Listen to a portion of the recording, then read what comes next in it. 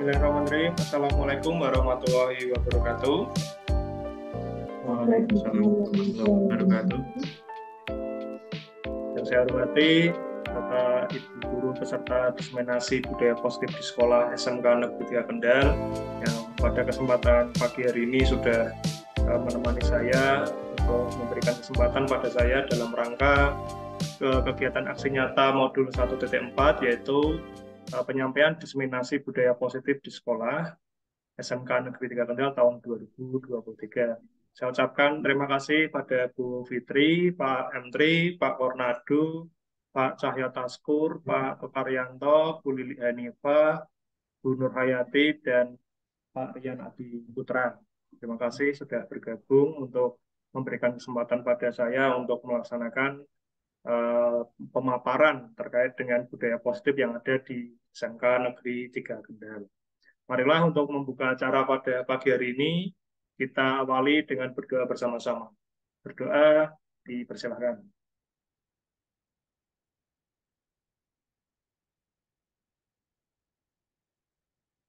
Berdoa selesai.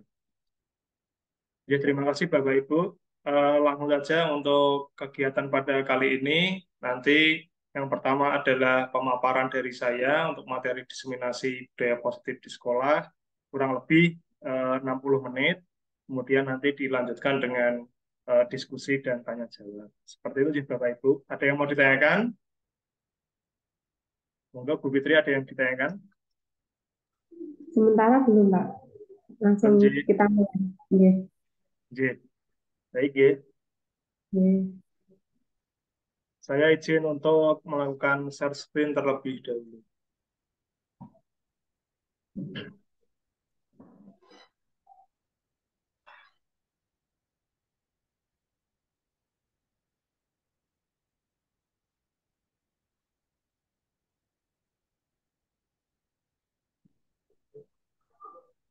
Sudah nampak, J, Bapak Ibu, J, untuk PowerPoint saya, J. Sampun, Pak. J. Baik, terima kasih. Jadi pada kesempatan pagi hari ini, saya ingin menyampaikan dengan materi dengan judul Budaya Positif SMK Negeri 3 Kendal. Monggo bisa disimak, kemudian nanti panjenengan setelah sesi berakhir bisa memberikan masukan ataupun penguatan untuk saya sendiri, khususnya dalam apa istilahnya dalam rangka pembahasan terkait kegiatan aksi nyata modul 1.4 ini.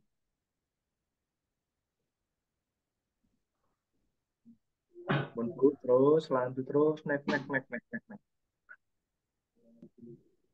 Ya. Dan akhirnya Bapak Ibu, terima kasih banyak atas waktunya yang telah diberikan pada saya selama 1 jam ini, mungkin 1 jam lebih, J.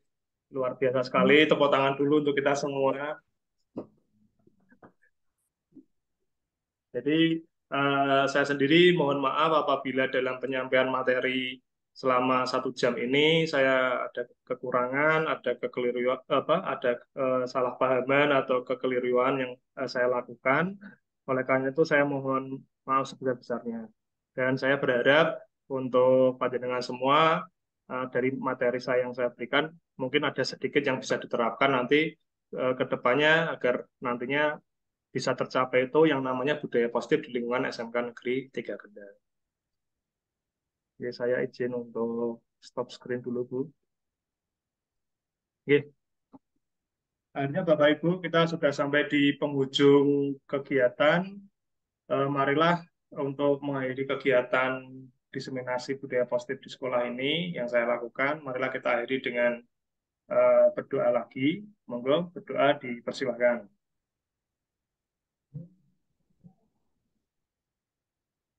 Berdoa selesai.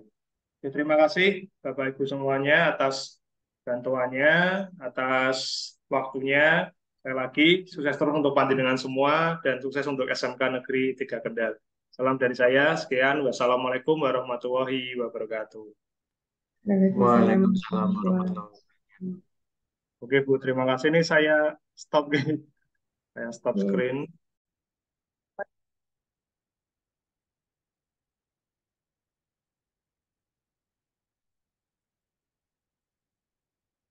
Ya baik Bapak Ibu, di sini saya akan menyampaikan materi terkait dengan aksi nyata modul 1.4 budaya positif di lingkungan SMK Negeri 3 Kendal. Mungkin materinya agak panjang, nanti saya akan menyampaikan kurang lebih selama 60 menit. Baik, yang pertama untuk budaya positif sendiri ada 6 pokok subbahasan yang akan saya bahas di sini. Yang pertama adalah teori motivasi, kemudian disiplin positif dan nilai-nilai kebajikan universal, kemudian keyakinan kelas, hukuman, dan penghargaan. Yang keempat adalah kebutuhan dasar manusia, yang kelima adalah 5 posisi kontrol, dan yang keenam adalah segitiga restitusi.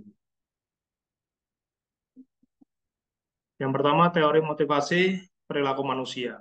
Jadi ada 3 di sini, teori motivasi yang saya paparkan. Yang pertama adalah untuk menghindari ketidaknyamanan atau hukuman. Ada pertanyaan seperti ini, apa yang akan terjadi jika saya tidak melakukannya? Kemudian yang kedua, untuk mendapatkan imbalan dari orang lain. Pertanyaannya, apa yang akan saya dapatkan jika saya melakukannya? Yang ketiga, untuk menghargai diri sendiri sesuai insan yang kita harapkan. Pertanyaannya adalah, saya akan menjadi orang yang seperti apa bila saya melakukannya? Ini adalah yang terkait dengan motivasi eksternal. Kemudian untuk yang poin nomor 3 ini adalah motivasi internal. Artinya apa Bapak Ibu? Untuk motivasi eksternal sendiri adalah motivasi yang bersumber dari adanya orang lain. Jadi akan adanya imbalan, kemudian akan adanya hukuman atau ketidaknyamanan seseorang sehingga dia membuat dirinya melakukan hal tersebut. Namun berbeda dengan motivasi internal, untuk motivasi internal ini memang bersumber dari diri sendiri. Jadi peran orang lain kecil di dalam teori motivasi yang nomor 3 ini.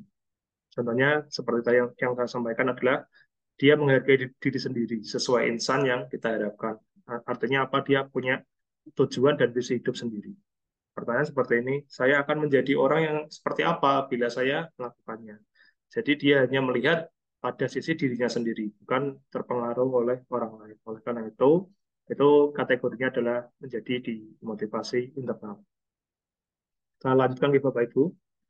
Kemudian yang selanjutnya, apa itu disiplin? Ya, apa itu disiplin? Disiplin di sini adalah yang saya maksud adalah disiplin positif. Artinya apa?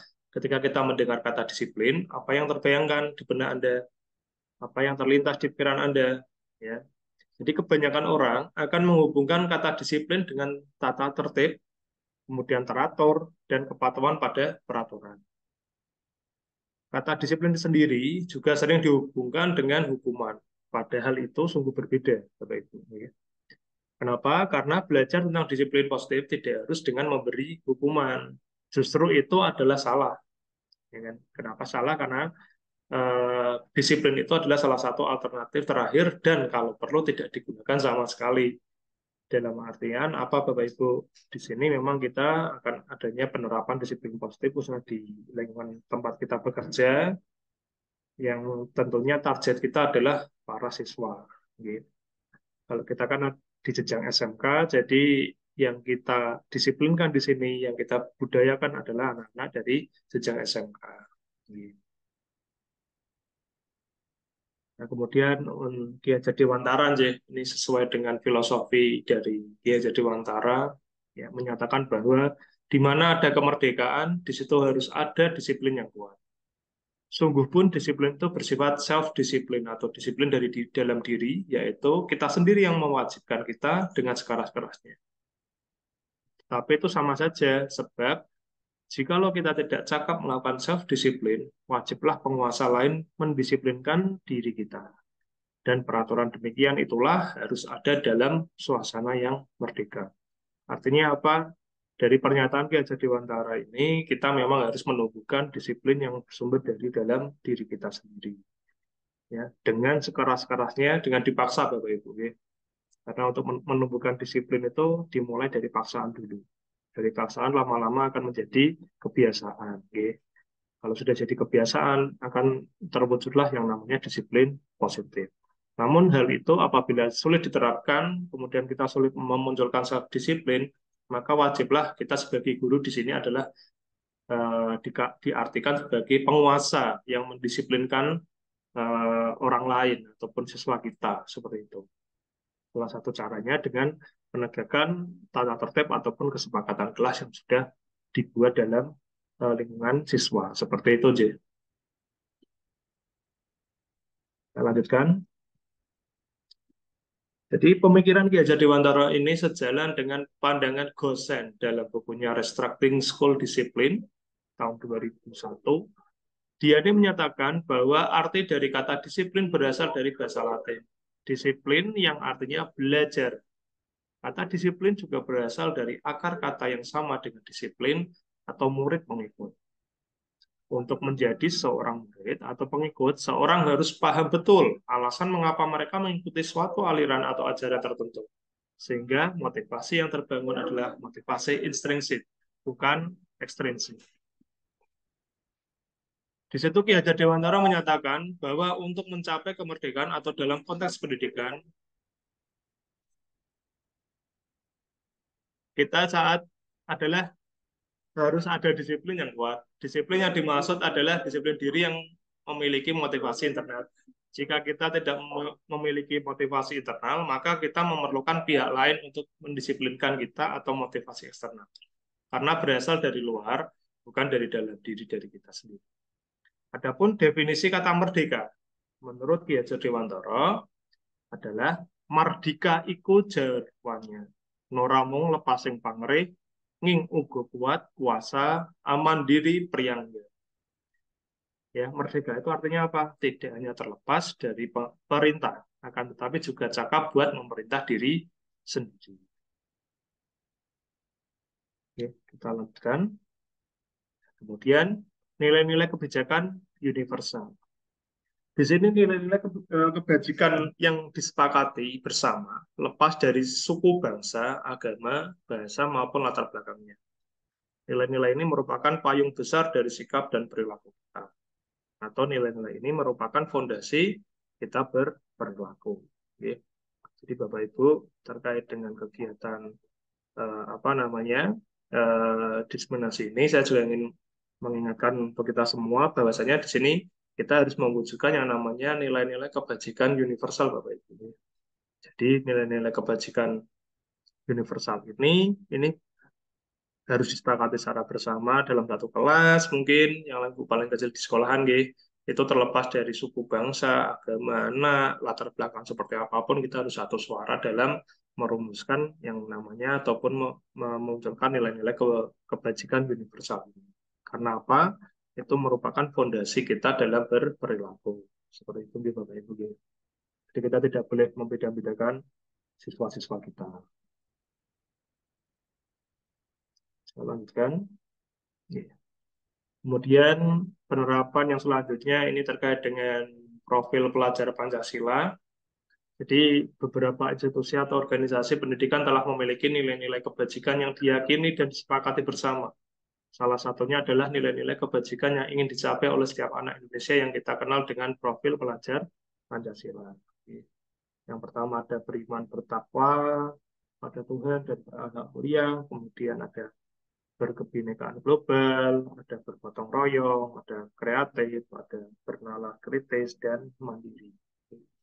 Jadi sesuai dengan tujuan dari kurikulum Merdeka ini memunculkan peserta didik yang beriman, bertakwa, itu jelas, karena itu menjadi fondasi utama hidup beragama ya di Indonesia ini. Kemudian kebinekaan global, kenapa poin itu muncul? Karena negara kita itu terdiri dari ratusan bahkan ribuan suku bangsa dari Sabang sampai Merauke, di mana mungkin dari macam-macam suku bangsa itu melebur menjadi satu di sekolahan kita semua. Jadi kita harus menyamakan persepsi terkait dengan kebinekaan ini. Jadi biar tidak adanya perbedaan antara ras mungkin suku Jawa dengan suku Sumatera ataupun dengan Kalimantan, karena kita satu bendera, satu suku bangsa, yaitu adalah Indonesia. Seperti itu, Bapak Ibu. Kemudian bergotong royong, itu karena itu menjadi ciri khas bangsa Indonesia. Jika melakukan apapun selalu dengan gotong royong. Gitu. Kerjasama, posliro seperti itu, gitu. Karena kita bukan makhluk individu, kita membutuhkan orang lain untuk menyelesaikan banyak pekerjaan-pekerjaan yang tidak bisa kita selesaikan sendiri. Tidak mungkin orang bisa membangun rumah sendiri tanpa adanya tukang bangunan. Seperti itu. Tidak mungkin kita eh, membeli barang kalau tidak ada yang menjual. Jadi semuanya harus apa namanya saling bergotong royong sesuai dengan fungsi dan apa namanya sesuai dengan kehidupan masing-masing. Namun kita saling terikat seperti itu. Kemudian kreatif ini dari tujuan kurikulum Merdeka jelas untuk kreativitas anak ini menjadi salah satu poin penilaian karena ini adalah cara agar anak itu mampu berpikir terkait dengan inovasi-inovasi apa yang ingin dia lakukan, apa yang ingin dia kerjakan, sehingga tidak melulu soal stuck di materi-materi ataupun pelajaran yang diberikan Bapak Ibu guru. Namun dia bisa berkembang sesuai dengan kreativitas, ide-ide briliannya, sehingga nanti akan muncul-muncul apa suatu ide atau gagasan yang baru yang mungkin itu lebih bagus dibandingkan dengan apa yang kita kerjakan saat ini. Kemudian yang kelima adalah bernalar kritis. Bernalar kritis di sini artinya anak-anak kita diajarkan untuk dia kritis terhadap berbagai hal, baik itu yang terkait dengan urusan pribadi, sosial, belajar, ataupun nantinya kalau di SMK itu karir. Jadi dia harus mampu berpikir kritis untuk membaca situasi, jadi tidak pasif menjadi anak. Ya. Kemudian yang jelas yang terakhir adalah mandiri. Ini tujuan utama dari profil pelajar Pancasila adalah siswa mampu menjadi siswa yang mandiri. Artinya apa? Berdikari, berdiri di atas kaki sendiri. Di sini seorang siswa harus mampu untuk membuktikan bahwa dirinya mampu untuk menjadi orang yang sukses. Saya lanjutkan. Kemudian yang selanjutnya adalah keyakinan kelas, hukuman, dan penghargaan. Yang saya sampaikan pada panjenengan.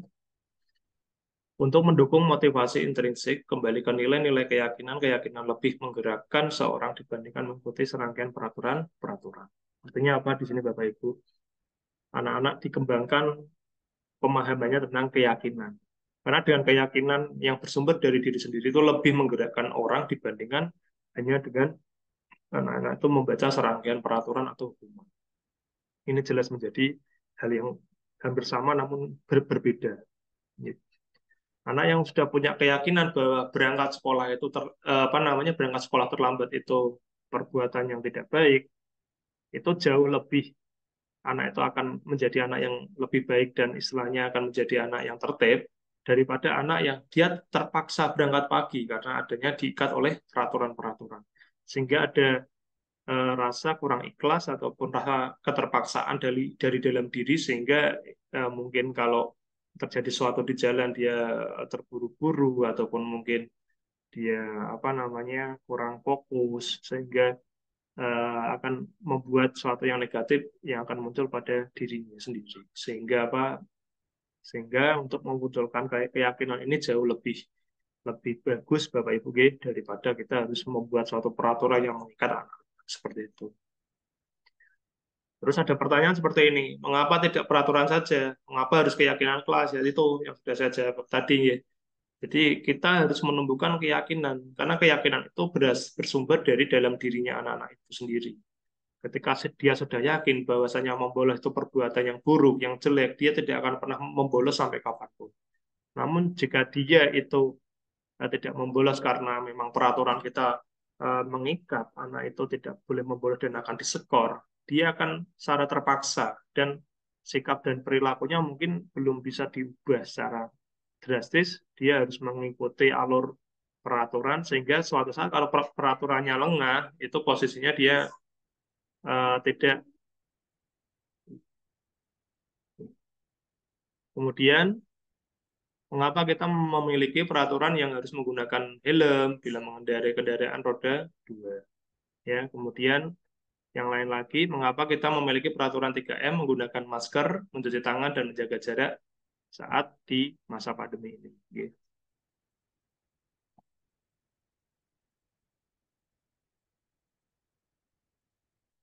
Kemudian Bapak Ibu, ini saya sampaikan terkait dengan materi saya saat ini, yaitu terkait dengan budaya positif.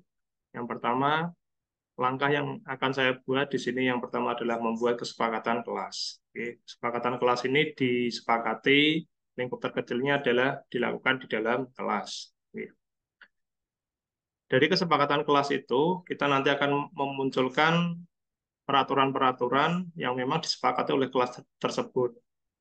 Bisa dalam banyak bidang, bidang mungkin di kebersihan, ketertiban, kesopanan, ataupun saling menghargai.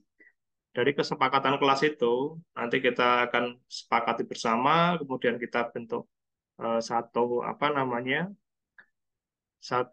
kesepakatan yang memang itu harus dijalankan oleh seluruh warga kelas, yang nantinya apabila kita tidak melaksanakannya akan muncul yang namanya konsekuensi seperti itu. Kemudian untuk kesepakatan kelas ini, Bapak Ibu, itu bertujuan untuk memunculkan yang namanya keyakinan kelas. Akan memunculkan yang namanya keyakinan kelas. Dari keyakinan ini, seperti yang saya sampaikan di awal tadi, ketika anak sudah muncul keyakinannya, itu dia akan lebih mampu untuk ikhlas dalam hal mentaati tata tertib di sekolahan, ya, atau mentaati kesepakatan kelas yang sudah dibuat. Ya, sehingga ketika anak itu sudah merasa dirinya yakin, ya kan, kemudian dirinya itu menjadi paham tentang apa itu kesepakatan, kemudian dia meyakini bahwa apa yang dia telah sepakat itu hal yang positif bagi dia, akan memunculkan lingkungan yang positif. Minimal di lingkungan kelasnya itu menjadi lingkungan yang positif karena seluruh siswa menerapkan kesepakatan kelas dengan baik, sehingga timbul keyakinan kelas yang kuat dari dalam dirinya. Gitu. Dari lingkungan positif ini, mungkin kelas A, kelas B, kelas C, kelas 10, 11, 12, ketika semuanya sudah mempunyai lingkungan yang positif, akan muncullah yang namanya budaya positif dari dalam sekolahan itu, ataupun satu instansi pemerintah. Ketika budaya positif ini sudah jadi, berarti semua warga, semua guru, karyawan, warga sekolah, semuanya sudah menerapkan lingkungan, sudah menerapkan kesepakatan yang peraturan, kemudian sudah memunculkan keyakinan dalam diri, sudah bisa membentuk lingkungan yang positif, sehingga akan menjadi budaya positif. Ini adalah tujuan dari kesepakatan kelas di awal tadi. Kemudian ini Bapak Ibu, untuk keyakinan kelas. Keyakinan kelas merupakan nilai-nilai kebajikan, prinsip-prinsip universal yang disepakati bersama secara universal. Universal itu maksudnya umum, gitu. Lepas dari latar belakang suku, negara, bahasa, maupun agama, keyakinan akan lebih memotivasi seorang dari dalam ataupun memotivasi secara intrinsik. Seorang akan lebih tergerak dan bersemangat untuk menjalankan keyakinannya daripada hanya sekedar mengikuti serangkaian peraturan. Di sini keyakinan kelas merupakan nilai-nilai kebajikan universal. Artinya apa? Artinya di sini adalah keyakinan kelas ini akan memunculkan yang namanya prinsip-prinsip umum yang disepakati bersama secara umum. Dalam artian tidak ada kepentingan tentang suku, ras, budaya, agama, dan lain-lain. Karena semuanya bersumber dari kehidupan keseharian, ya, anak-anak secara umum. Jadi harus memunculkan nilai-nilai kebajikan. Okay. Kemudian di sini keyakinan akan lebih memotivasi seseorang dalam dalam diri atau memotivasi secara intrinsik. Ya. Jadi dengan keyakinan itu dia akan muncul juga itu istilahnya motivasi secara intrinsik, maksudnya dalam diri, ya, akan muncul keyakinan dalam diri kita sendiri. Contohnya kita tidak boleh terlambat, maka akan muncul di dalam diri kita bahwa terlambat itu adalah perbuatan yang salah. Terlambat itu adalah melanggar aturan. Terlambat itu adalah hal yang tidak disiplin.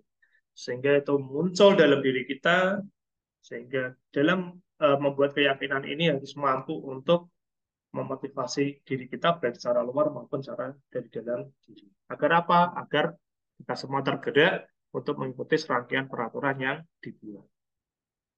Oke. Kemudian ini, Bapak Ibu, untuk pembuatan keyakinan kelas sendiri, ada beberapa kriteria. Yang pertama, keyakinan kelas hendaklah bersifat abstrak. Ya, abstrak itu mudah dipahami, bahasanya mudah dilihat oleh siswa, mudah dimengerti seperti itu. Oke. Kemudian keyakinan kelas dituliskan berupa pernyataan-pernyataan universal secara umum. Pernyataannya umum, bukan masuk ataupun menyentuh salah satu ras ataupun suku ataupun menggunakan bahasa-bahasa yang mungkin uh, apa yang namanya tidak universal, tidak umum gitu ya. Mungkin bahasa daerah ataupun apa kan, karena kita kan benderanya anak Indonesia sih sekali lagi seperti itu. Kemudian pernyataan keyakinan kelas senantiasa dibuat dalam bentuk positif.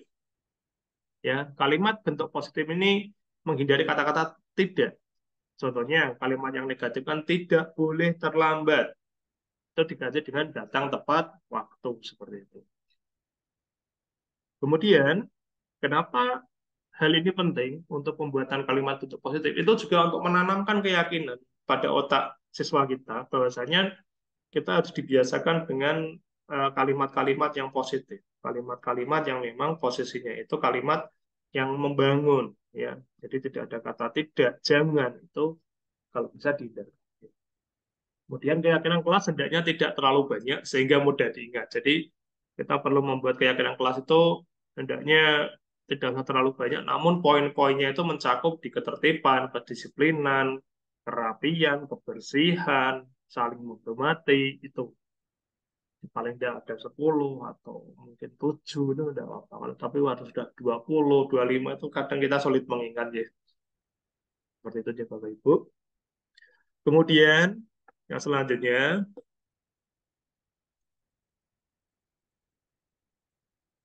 kemudian ini ya, keyakinan kelas sebaiknya sesuatu yang dapat diterapkan di lingkungannya. Jadi jangan membuat peraturan yang tidak bisa diterapkan oleh warga sekolah. Ya, itu yang sulit ataupun sulit diterapkan. Ya. Jadi buatlah kesepakatan kelas yang memang itu semuanya bisa menjalankan, buang sampah pada tempatnya, datang tepat waktu, menjemput guru saat jam pelajaran dimulai dan lain-lain seperti itu. Kemudian keyakinan kelas sebaiknya sesuatu yang dapat diterapkan di lingkungannya, sama ini yang bersama dengan yang tadi. Kemudian disesuaikan dengan kondisinya, kondisi dalam artian kondisi lingkungan kelas tersebut. Kemudian semua warga kelas hendaknya ikut berkontribusi dalam pembuatan. Jadi semuanya usul, semuanya boleh untuk usul, memberikan saran, memberikan masukan, sehingga apa tadi tujuan dari profil pelajar Pancasila yang bernada kritis itu juga diuji di dalam pembuatan kesepakatan kelas. Ya, jadi semuanya harus aktif, Bapak Ibu harus bisa untuk apa namanya melihat anak-anak yang kurang aktif diajak, ya diberikan stimulus biar anak-anak itu bisa mengutarakan pendapatnya seperti itu, gitu. Kemudian keyakinan kelas dilakukan lewat kegiatan curah pendapat. Jadi kalau bisa forumnya juga tidak forum resmi, resmi banget. Kita mungkin akan bisa mengajak anak-anak ke luar gitu ya, mungkin di taman sekolah ataupun di gazebo-gazebo kalau memang ada. Kita dudukkan anak, kita ajak untuk anak-anak itu melakukan curah pendapat. Jadi acaranya terkesan tidak formal dan anak-anak juga lebih nyaman sehingga apa yang di benak anak-anak itu bisa tersampaikan dengan baik. Kemudian yang terakhir, bersedia meninjau kembali keyakinan kelas dari waktu ke waktu. Karena setiap waktu, setiap saat itu mungkin ada peraturan yang akan berbeda disesuaikan dengan keadaan kelas tersebut. Jadi ini wajib peraturan ini harus ditinjau terus ya, harus ditinjau dan keyakinan ini posisinya harus ditinjau dan apa namanya boleh dirubah menyesuaikan dengan waktu dan kondisi yang ada saat ini seperti itu. Jadi itu untuk pembuatan keyakinan kelas, poin-poinnya mohon Bapak Ibu nantinya di sekolahan bisa menerapkan hal ini pada siswa-siswanya. Yeah. Lanjut. Kemudian mengenalkan keyakinan kelas kepada peserta didik, kemudian menyusun keyakinan kelas bersama peserta didik, membiasakan penerapan keyakinan kelas untuk menumbuhkan self-disiplin. Yeah. Jadi sekali lagi Bapak Ibu terkait dengan kegiatan ini, ya. Jadi untuk keyakinan kelas ini kita harus wajib mengenalkan kepada peserta didik, kemudian membantu menyusun, kemudian membiasakan penerapan, kemudian apa namanya istilahnya kita juga ikut berperan aktif ya dan selalu mendampingi anak-anak dalam melaksanakan keyakinan kelas ini. Yeah. Kemudian ini ya, poin yang penting harus kita pahami bersama. Di sini ada peraturan dan keyakinan kelas. Gitu. Yang pertama, peraturan. Ini perbedaannya gitu Bapak Ibu. Peraturan adalah selalu kembalikan buku ke tempatnya. Keyakinannya apa Bapak Ibu? Nggih, itu mengajarkan tentang tanggung jawab. Kemudian dilarang mengganggu orang lain. Keyakinannya apa? Menghormati orang lain dan diri sendiri. Kemudian hadir di sekolah 15 menit sebelum pembelajaran dimulai. Menghormati orang lain, komitmen pada tujuan dalam rangka mewujudkan tujuan dari pendidikan nasional. Ya, ada komitmen di situ. Kemudian dilarang melakukan kekerasan. Berarti untuk apa keyakinannya? Keselamatan, menghormati orang lain, itu juga bisa. Kemudian dilarang menggunakan narkoba, itu untuk kesehatan. Kemudian bergantian atau menunggu giliran. Untuk menghormati orang lain juga untuk apa namanya untuk kesabaran juga. Kemudian menggunakan masker, itu untuk kesehatan, untuk keselamatan. Kemudian jangan berlari di kelas atau di koridor. Itu juga untuk keselamatan dan keamanan. Jadi ini contoh peraturan dan keyakinan yang akan dimunculkan dari peraturan tersebut. Jadi setiap kesepakatan kelas harus memunculkan suatu keyakinan kelas yang nilai kebajikannya itu harus dipahami oleh setiap siswa. Ya, jadi Bapak Ibu guru harus mengarahkan anak-anak ke situ. Oke. Jadi kita wajib untuk membuat suatu kesepakatan kelas sekali lagi harus mempunyai nilai keyakinan atau nilai kebajikan yang dituju. Jangan membuat keyakinan kelas, mohon maaf, jangan membuat kesepakatan kelas yang tidak ada nilai kebajikan. Seperti itu ya Bapak Ibu. Jadi saya yakin di SMK kita ini, di SMK 3 Kendal juga sama, kondisi lingkungannya seperti ini, siswanya banyak ada 1.468 lebih, kemudian siswanya juga banyak yang mungkin kurang disiplin, masih banyak yang masih meremehkan peraturan. Oleh karena itu, ini adalah PR kita bersama, ini adalah tanggung jawab kita bersama dan tantangan untuk kita bagaimana caranya sebagai pendidik mampu untuk memunculkan yang namanya nilai-nilai kebajikan yang ada di aturan sekolah yang sudah ada ini. Yeah. Jadi saya berharap pada panjenengan untuk kita tetap bersemangat untuk menjadi seorang guru yang hebat dan guru yang luar biasa. Ya. Ini contoh kesepakatan kelas yang kemarin sudah dibuat, ini.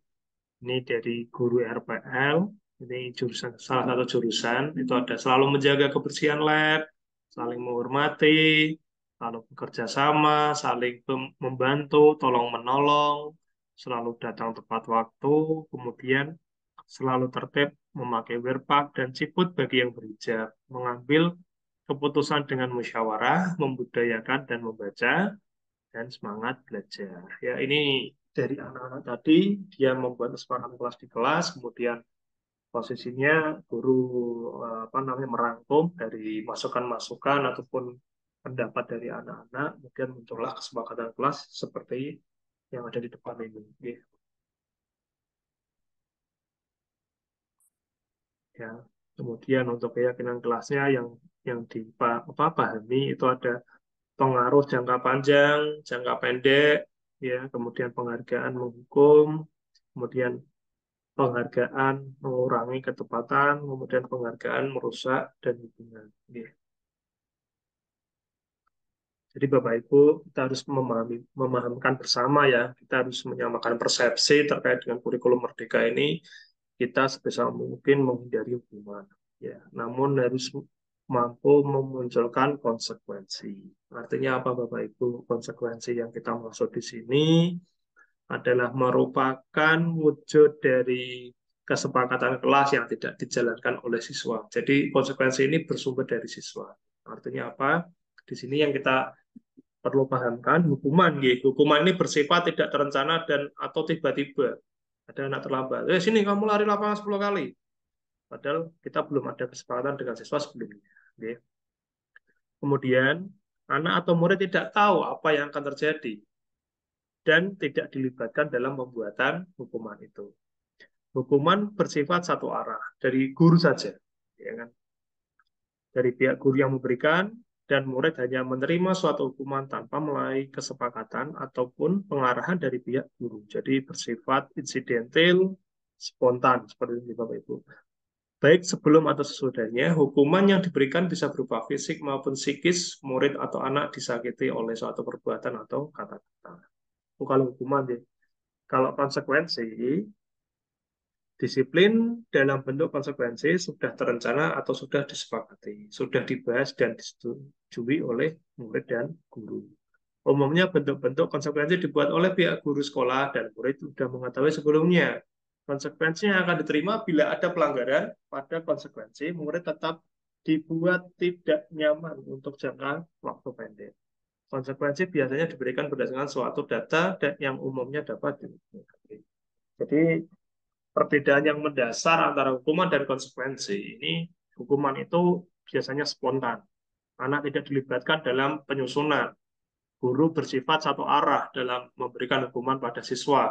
Dan siswa pun tidak tahu apa yang akan terjadi setelah dihukum, ya kan? Karena tidak dilibatkan tadi. Sedangkan konsekuensi ini adalah bentuk ataupun wujud, ya kan? Dari kesepakatan kelas yang dilanggar, sehingga anak itu sebenarnya sudah tahu dan pihak guru pun sudah merancang bersama siswa. Ketika kamu terlambat sekolah, kamu harus seperti apa, itu anak sudah ikut merancang. Sehingga ketika anak melakukan konsekuensi, ada kesadaran di situ bahwa, oh iya, saya salah. Saya harus melaksanakan konsekuensi tersebut. Sehingga ada yang namanya rasa tanggung jawab. Oke. Jadi itu Bapak Ibu, perbedaan yang mendasar antara hukuman dan konsekuensi. Dan ini harus kita benar-benar pahami bersama-sama. Tidak boleh kita sepihak dalam memberikan hukuman pada siswa kita. Seperti itu.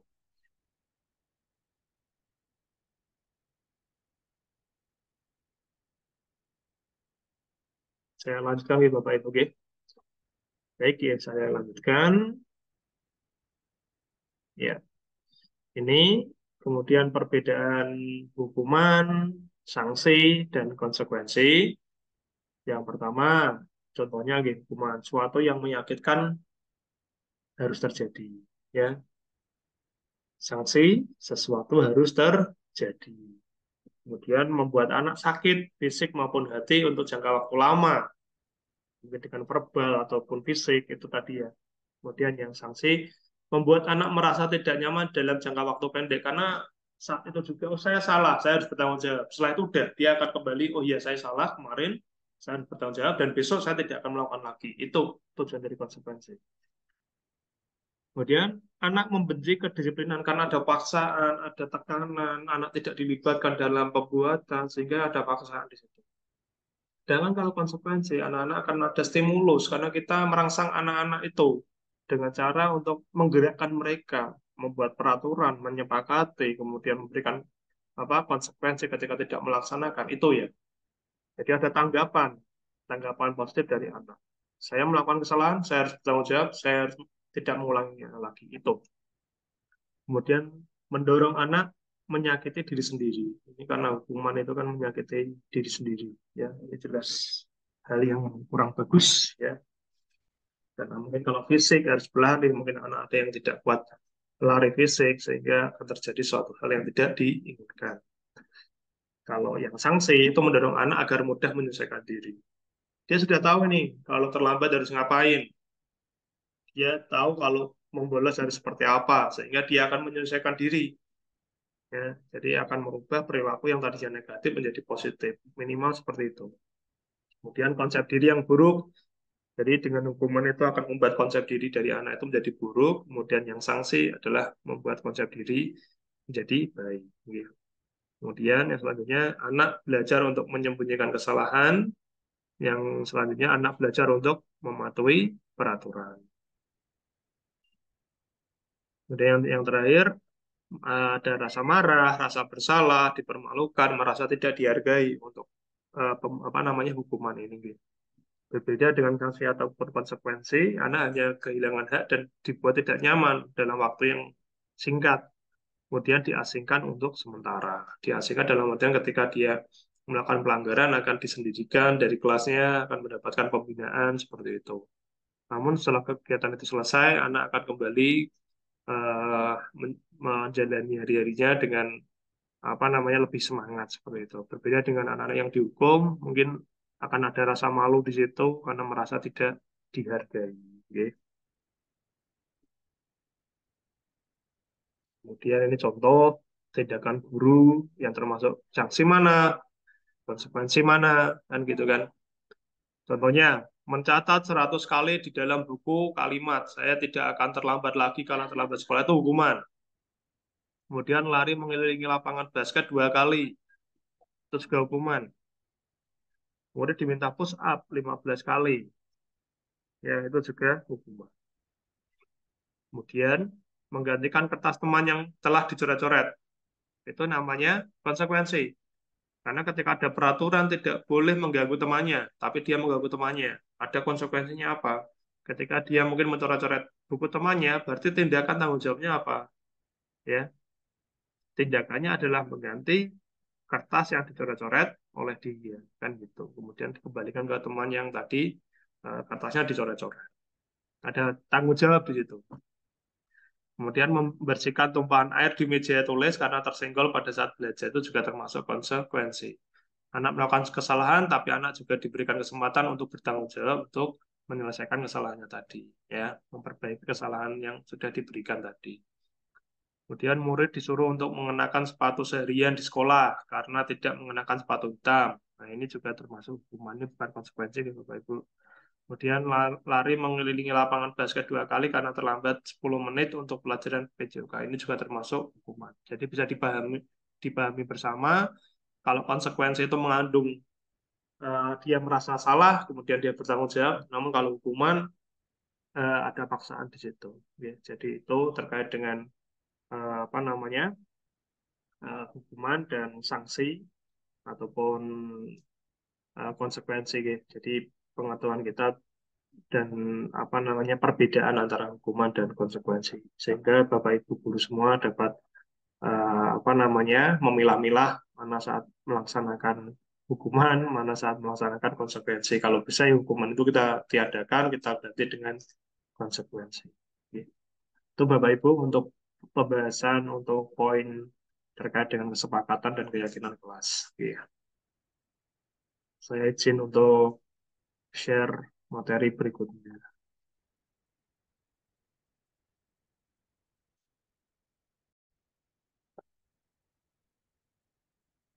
Ya, baik Bapak Ibu, eh, tadi di slide sebelumnya kita membahas tentang hukuman dan konsekuensi. Untuk saat ini, untuk yang sesi kedua, slide yang kedua ini, kita akan membahas tentang 5 kebutuhan dasar manusia. Ya. Pada dasarnya manusia itu memiliki kebutuhan, Bapak Ibu. Ya. Dari kebutuhan-kebutuhan itu ada yang merupakan kebutuhan dasar. Dan dasar itu berarti kan kebutuhan yang harus dipenuhi. Apabila kebutuhan itu tidak terpenuhi akan menjadi suatu permasalahan yang baru yang akan terjadi. Gitu. Jadi ada 5 Bapak Ibu yang perlu kita semua tahu. Ada 5 kebutuhan dasar dari manusia itu sendiri. Yang pertama adalah kesenangan, fun atau fun gitu bahasa Inggrisnya. Kemudian cinta dan kasih sayang. Kemudian kebebasan. Yang keempat penguasaan atau power. Yang kelima adalah kebutuhan bertahan hidup. Baik, Bapak Ibu, saya akan mencoba untuk menerangkan satu persatu terkait dengan 5 kebutuhan dasar manusia. Yang pertama, satu kesenangan. Jadi yang namanya manusia itu butuh yang namanya kesenangan, Bapak Ibu. Tidak mungkin dalam hal ini, bentar Bapak Ibu, ada bel ya, stop dulu.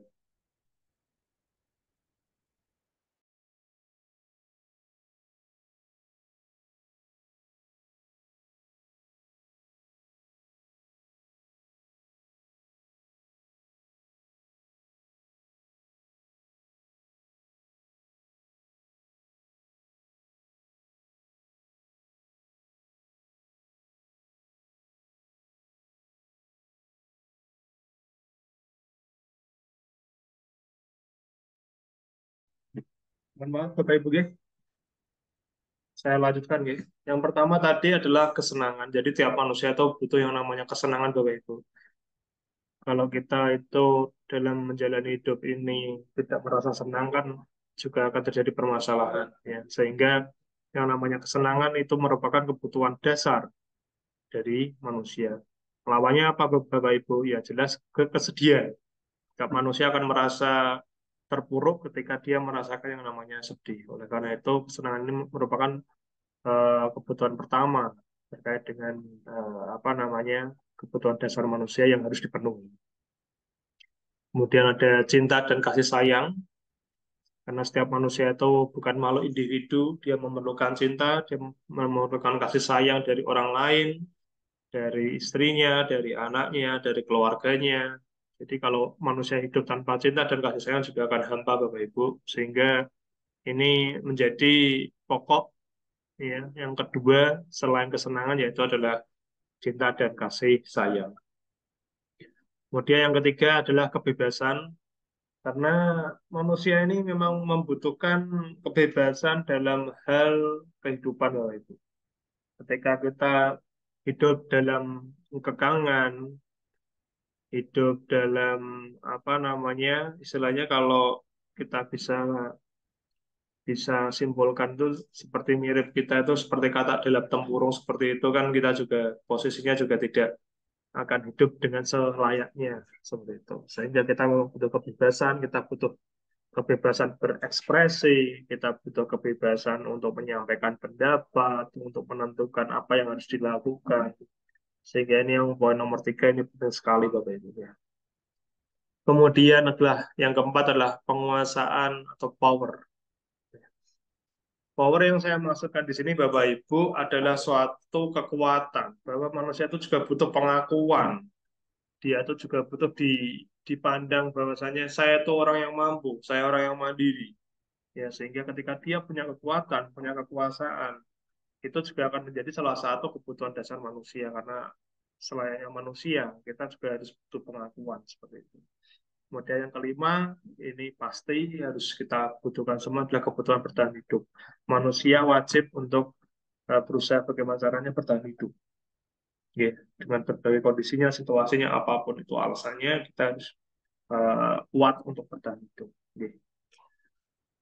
Itu lima kebutuhan dasar manusia yang memang harus dimiliki oleh manusia itu sendiri sebagai kebutuhan dasar, ya, yang harus dipenuhi.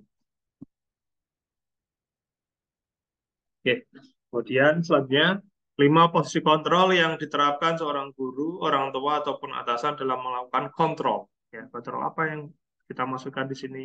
Ya, baik. Ya. Lima posisi kontrolnya seperti ini, Bapak Ibu. Ya, ada yang namanya identitas gagal, ada yang namanya identitas berhasil, ada yang namanya kontrol diri. Ya. Di sini kita mulai dari yang pertama adalah identitas gagal atau kontrol dari luar. Poinnya adalah menghindari hukuman. Ya. Yang pertama dari sudut pandang penghukum. Ya. Guru berbuat, menghardik, menunjuk-nunjuk, menyindir, itu juga termasuk penghukum. Ya. Kemudian membuat orang bersalah atau merasa bersalah, berceramah dan mengatakan, seharusnya kamu seperti ini, bukan seperti ini. Ibu kecewa dengan kamu. Kenapa kamu melakukan hal tersebut? Ya, ini juga kita tidak boleh. Dan guru berkata, kalau kamu tidak melakukannya, awas ya, rasakan. Dan yang poin yang kedua, membuat orang merasa bersalah. Kamu seharusnya seperti ini loh, bukan seperti ini. Kamu sudah tahu kan, bapak itu atau ibu lelah sekali mengatakannya. Ibu stres menghadapi kamu. Kemudian yang poin dari dua contoh itu, ya kan, hasilnya apa? Hasilnya memberontak, menyalahkan orang lain. Mungkin saja anak itu bisa berbohong. Kemudian yang poin kedua, menjunjungkan atau menyangkal atau juga bisa berbohong.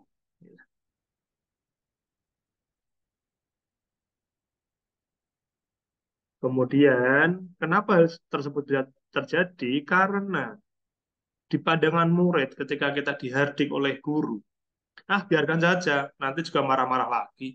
Jadi dia sudah kebal, nggak ada rasa tanggung jawab, nggak ada rasa penyesalan di situ. Biarkan saja, nanti kan juga marah-marah lagi. Kemudian kalau yang membuat orang bersalah, murid hanya bilang, maafkan saya, Bu. Dia hanya merendah diri, ya, merasa apa namanya mengulangi kesalahan, kemudian merasa rendah diri, sehingga tidak ada perubahan yang signifikan. Ya. Itu. Kemudian yang selanjutnya dari identitas berhasil atau sukses. Ini kontrol dari luar. Artinya apa? Di sini mengharapkan imbalan atau ketergantungan pada orang lain. Kalau yang pertama tadi kan poinnya menghindari hukuman anak-anak. Kalau yang kedua, anak-anak ini mengharapkan imbalan atau ketergantungan pada orang lain. Seperti ini, dari teman. Membuat alasan-alasan untuk muridnya. Pemantau, menghitung, dan mengukur. Contohnya seperti ini. Ayolah, lakukan demi ibu. Demi ibu kamu pasti bisa tidak terlambat. Seperti itu. Kemudian, masa kamu tidak mau? Ingat, ibu tidak pernah bantu. Seperti itu. Jadi, ada imbalan yang dipikirkan oleh anak tersebut saat dia melakukan ataupun melakukan tidak disiplin. Ya. Kemudian yang pemantaunya menghitung dan mengukur seperti itu. Dan apa peraturannya? Ya, seperti itu. Kemudian membuat siswa menjadi ketergantungan karena saya harus sholat karena biar dilihat oleh gebetan saya. Ketergantungannya karena itu. Ketika gebetannya tidak sholat, dia tidak akan sholat seperti itu. Kemudian menyelesaikan diri bila diawasi. Kalau nggak diawasi, ya dia tidak akan menyelesaikan diri, Bapak Ibu. Ini ya. Jadi kelemahan dari kontrol dari luar itu seperti itu. Kemudian yang terakhir adalah poin nomor 3 adalah menghargai diri sendiri. Ini hampir sama dengan identitas berhasil tadi. Kita bertindak selaku manajer. Yang pertama, mengajukan pertanyaan-pertanyaan. Kenapa kamu melakukan hal tersebut? Ya, alasannya apa? Kemudian, ya, seperti itu ya. Kemudian apa yang kita yakini? Apa yang bisa kau kerjakan untuk memperbaiki masalah ini? Kita menstimulus anak untuk dia berpikir kritis, bertanggung jawab, dan menentukan langkah apa yang harus dia kerjakan. Kemudian, murid meletakkan dirinya sebagai individu yang positif dalam dunia yang berkualitas. Jadi murid ketika diberikan stimulus, dia akan mulai berpikir terus, oh iya saya harus seperti ini, saya salah, saya harus buat seperti ini, harus memperbaiki diri. Oke. Kemudian bagaimana caranya agar bisa memperbaiki keadaan? Yang pertama adalah mengevaluasi diri, bagaimana cara memperbaiki diri. Saya lanjutkan, ya. Yang dimaksud manajer. Manajer adalah posisi mentor di mana guru berbuat suatu bersama dengan murid, mempertanggungjawabkan perilakunya, mendukung murid agar dapat menemukan solusi atas permasalahannya sendiri. Artinya apa? Seorang manajer telah memiliki keterampilan di posisi teman ataupun pemantau. Jadi posisi manajer ini adalah sebagai tujuan untuk kita semua, khususnya untuk para guru. Kita bukan sebagai penghardik, kita bukan sebagai penghukum, tapi kita memposisikan diri sebagai manajer. Ya. Artinya apa? Kita benar-benar bisa menjadi mentor untuk anak-anak kita. Kemudian Bapak Ibu, di manajer ini murid diajak untuk menganalisis kebutuhan dirinya maupun kebutuhan orang lain. Penekanannya adalah bukan pada kemampuan membuat konsekuensi, namun dapat berkolaborasi dengan murid bagaimana memperbaiki kesalahan yang ada.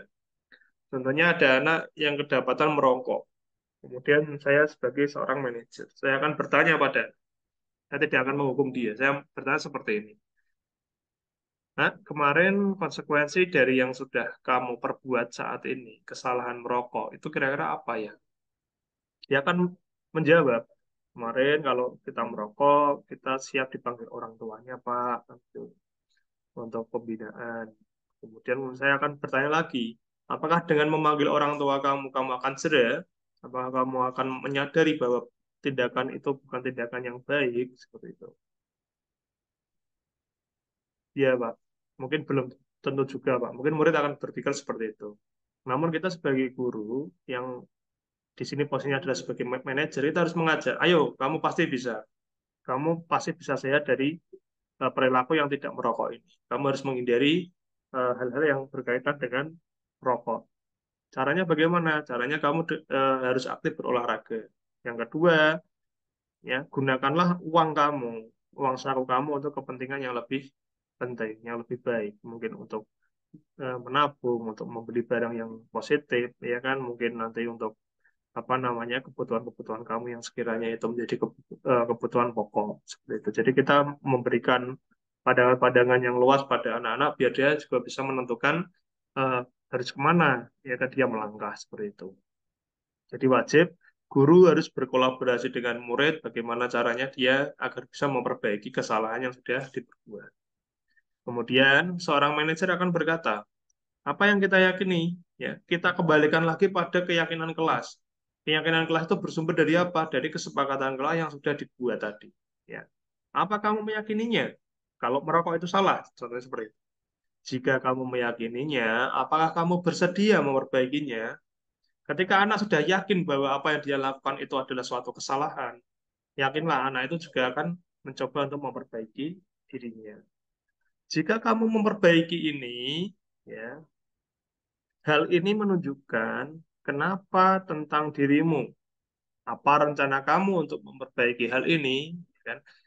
Akhirnya apa? Setelah dia mau memperbaiki, seorang manajer harus mampu menstimulus anak-anak didiknya untuk bagaimana caranya dia berpikir mandiri.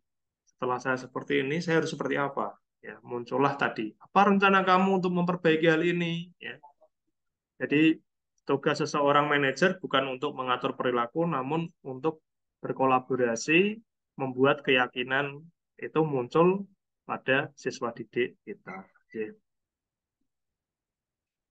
Kemudian Bapak Ibu, yang selanjutnya ini adalah materi tentang restitusi. Ya. Apa itu restitusi Bapak Ibu? Restitusi adalah proses menciptakan kondisi bagi murid untuk memperbaiki kesalahan mereka, sehingga mereka bisa kembali pada kelompok mereka dengan karakter yang lebih kuat. Ini pernyataan yang dikutip dari Gosen tahun 2004. Ya. Jadi restitusi itu proses menciptakan kondisi bagi murid untuk memperbaiki kesalahan. Jadi tadi kita sudah belajar tentang hukuman dan konsekuensi, jadi sudah tahu perbedaannya. Nah, disinilah adalah letak saat kita melakukan pembinaan untuk murid-murid kita menggunakan istilah restitusi. Ya. Sehingga apa? Mereka bisa kembali pada kelompok mereka dengan karakter yang lebih kuat. Karakter yang seperti apa? Karakter yang positif. Ya, oke. Ada pertanyaan seperti ini. Jika murid melakukan pelanggaran, apakah langkah kita? Ya. Siapa yang mengingatkan? Apakah mereka kita beri hukuman atau kita memaafkan saja? Yaitu ada beberapa pernyataan yang timbul ketika kita sudah eh, menangani anak seperti itu ya. Sebentar Ibu, kita break sebentar. Ada bel.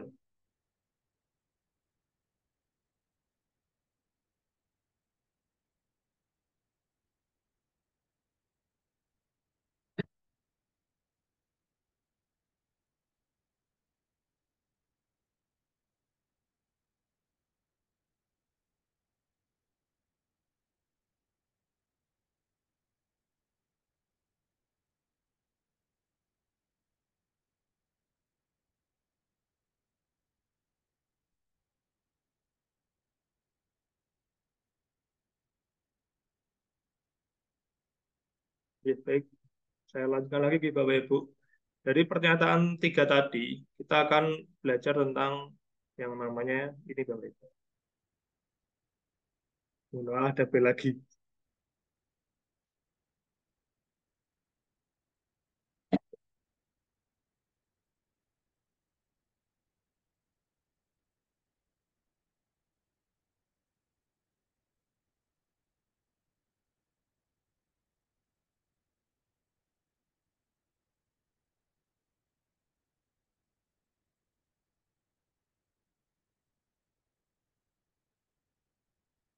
Oke, ya.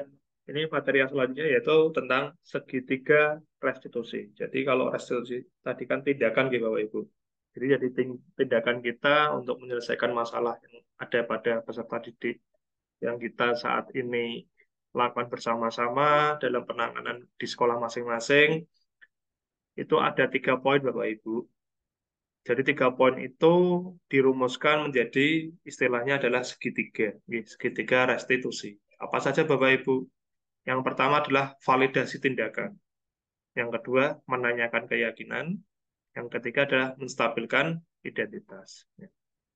Oke, kita mulai dari yang ketiga tadi ya, Bapak Ibu, sesuai dengan alur segitiga tadi ya, yaitu adalah ketika kita sudah menangani anak, sudah ada di hadapan kita mulai dari menstabilkan identitas dulu. Contohnya, ketika anak setelah mengutarakan masalahnya, kita akan menjawab. Setiap orang pasti pernah melakukan kesalahan. Kamu bukan satu-satunya yang pernah melakukan kesalahan. Artinya apa, Bapak Ibu? Menstabilkan identitas ini, kita memberikan keyakinan atau kepercayaan diri pada siswa kita bahwasanya setiap orang pernah melakukan kesalahan. Tuh. Tujuannya agar anak tidak merasa terintimidasi dan anak merasa bahwa saya hanya satunya yang berbuat salah. Ini penting, karena ketika anak sudah stabil dalam peran identitasnya, dia akan merasa lebih nyaman dan kita pun akan lebih mudah dalam memunculkan keyakinan sehingga permasalahan anak tersebut bisa lebih cepat teratasi. Kemudian validasi tindakan. Kamu tentu punya alasan mengapa melakukan hal itu, kesalahan itu, ya kan? Kemudian ada cara yang lebih efektif untuk mendapatkan apakah yang kamu butuhkan. Validasi tindakan di sini adalah kita memvalidasi apa yang sudah anak-anak lakukan itu. Ya kan? Kamu tentu punya alasan. Ya. Anak itu pasti punya alasan ketika dia melanggar peraturan. Nah itu kita gali di poin validasi tindakan. Ya. Kemudian setelah muncul validasi tindakan yang salah, ya kan, itu akan merumuskan bahwasanya oh iya tindakan saya itu benar-benar salah. Ya. Tugas kita adalah menanyakan keyakinan. Keyakinan yang saya maksud di sini yaitu adalah keyakinan kelas apa yang telah kita sepakati. Artinya apa? Dari peraturan itu kan sumbernya dari kesepakatan kelas yang sudah kita buat kemarin. Ya. Dari kesepakatan itu akan muncul konsekuensi ketika itu dilanggar oleh siswa. Nah, itu kita tanyakan lagi. Kemudian, poinnya, kamu ingin menjadi seperti apa? Hal apa yang ingin kamu lakukan untuk memperbaiki kesalahan kamu yang ini? Seperti itu. Jadi, untuk menanyakan keyakinan, kita perlu untuk menstabilkan identitas terlebih dahulu, kemudian memvalidasi tindakan yang salah pada anak, baru kita menanyakan keyakinan. Ya. Jadi kita tidak boleh langsung untuk menjudge anak salah, kamu keliru, kita melakukan hukuman dan lain-lain. Itu juga tindakan yang kurang tepat, Bapak Ibu. Nah, lanjutkan. Kemudian 3 langkah segitiga restitusi tadi sudah saya jelaskan, ada menstabilkan identitas, validasi tindakan, menanyakan keyakinan. Ya. Teori kontrolnya untuk yang pertama adalah kita semua akan melakukan hal terbaik yang bisa kita lakukan. Kemudian yang kedua untuk validasi, semua perilaku memiliki alasan. Dan yang ketiga, kita semua memiliki motivasi internal. Ya. Seek the belief. Ya. Salah satu dokumentasi seperti ini, Bapak Ibu. Saya juga melakukan kolaborasi dengan rekan-rekan untuk membahas keyakinan dan kesepakatan kelas. Bapak Ibu, untuk terkait dengan pembahasan saya untuk segitiga restitusi mungkin sudah cukup, ya. Namun akan saya ulangi sekali lagi, Bapak Ibu, untuk poin yang ini, Bapak Ibu. Saya akan kembali menjelaskan tentang poin manajer karena ada pertanyaan tadi, kira-kira manajer ini sekali lagi adalah posisi mentor di mana guru berbuat sesuatu bersama dengan murid. Ya, di sini adalah memperkenalkan murid, mempertanggungjawabkan perilakunya, mendukung murid agar dapat menemukan solusi atas permasalahan sendiri. Kemudian seorang manajer telah memiliki keterampilan di posisi teman maupun pemantau. Ya, sekali lagi di sini guru harus memposisikan dirinya sebagai manajer. Ya. Manajer apa? Yaitu adalah sebagai mentor. Di sini dia bisa untuk mendampingi murid-muridnya dalam menyusun kesepakatan kelas, kemudian mengembalikan keyakinan kelas yang sudah dilanggar, kemudian bagaimana dia berperan aktif dalam perencanaan untuk memperbaiki permasalahan murid-murid.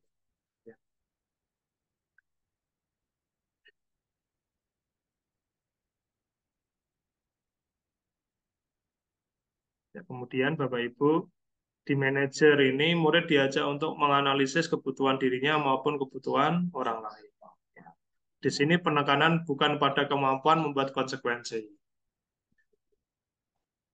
namun dapat berkolaborasi dengan murid bagaimana memperbaiki kesalahan yang ada. Ya. Sekali lagi, dari lima poin, 5 posisi kontrol, penghukum membuat orang bersalah, teman pemantau dan manajer, kita harus bisa memposisikan diri sebagai manajer. Kita lanjutkan, tadi sudah, saya kira sudah semua, Bapak Ibu. Mimpi akan tetap menjadi mimpi jika kita tidak berani untuk mewujudkannya. Ya. Di sini saya ucapkan sekali lagi terima kasih atas partisipasi panjenengan semua dalam mengikuti kegiatan diseminasi budaya positif yang saya lakukan. Semoga materi yang saya berikan bisa bermanfaat untuk panjenengan semuanya. Sekian saya akhiri dari saya. Wassalamualaikum warahmatullahi wabarakatuh.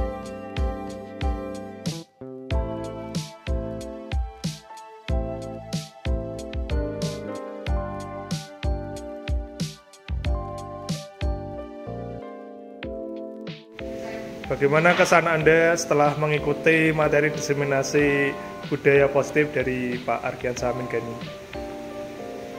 Ya, alhamdulillah materi diseminasi yang disampaikan oleh Pak Gani sangat bermanfaat bagi kita sebagai guru untuk kedepannya supaya ketika mengajari kepada siswa itu bisa lebih baik. Terima kasih Pak Gani, materinya sangat membantu. Oke, terima kasih Pak Denny, terima kasih. Ini Pak Denny, guru BKN dan pembina OSIS SMK 3 Kendal. Ya, sekarang kita bersama Pak Mohtaskur Cahyo, guru matematika dan peserta diseminasi aksi nyata 1.4 budaya positif yang tadi sudah dilaksanakan oleh Argiansyah Amin Gani. Jadi Pak Cahyo, bagaimana kesan panjenengan setelah mengikuti kegiatan diseminasi budaya positif dari Pak Gani? Oh iya, sebelumnya terima kasih.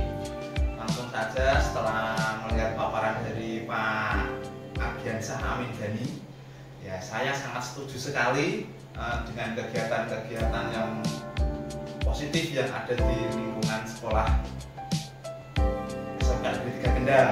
Nah, contoh yang paling sederhana, senyum salam sapa itu yang sangat simpel sekali. Anak terhadap guru menyapa gurunya dengan sebutan nama, selamat siang Pak, atau dengan menyebutkan nama Pak Cahyo, dengan seperti itu. Ya, salah satu contoh dari budaya positif yang ada di SMK 3 dan selalu dan perlu dikembangkan. Hanya itu Pak Cahyo yang bisa disampaikan? Sementara hanya itu saja. Oke, terima kasih Pak Cahyo atas pemberian kesan dan masukan untuk saya. Sukses terus untuk Pak Cahyo. Wassalamualaikum warahmatullahi wabarakatuh. Ya, baik. Setelah mendengarkan paparan tentang penerapan budaya positif di sekolah, saya merasa lebih tercerahkan dan tahu bagaimana penerapan budaya positif sesungguhnya yang ada di sekolah. Terima kasih. Harapan saya setelah tadi dapat pemaparan tentang penerapan budaya positif sekolah, siswa dapat membentuk kesepakatan, terus keyakinan kelas, terus kemudian lingkungan yang sesuai dengan budaya positif, terus akhirnya terwujud bagaimana budaya positif itu yang ada di sekolah kita ini.